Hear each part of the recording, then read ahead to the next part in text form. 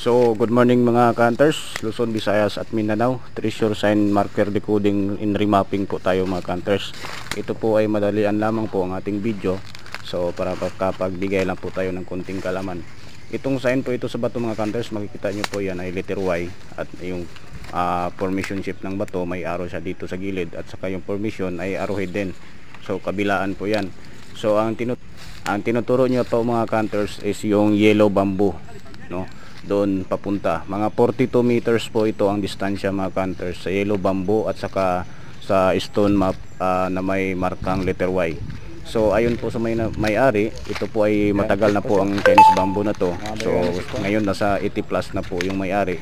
So bata pa lang siya, andyan na po. So posibilidad po ito ay umabot 100 years. So na-detect po niya ito mga ka-hunters na mayroong treasure dito kasi mayroong nag ninja move po dito. Ninakaw po yung deposit na giveaways, no?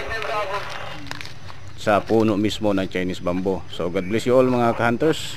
Maraming salamat sa inyong pagpanood. Good morning.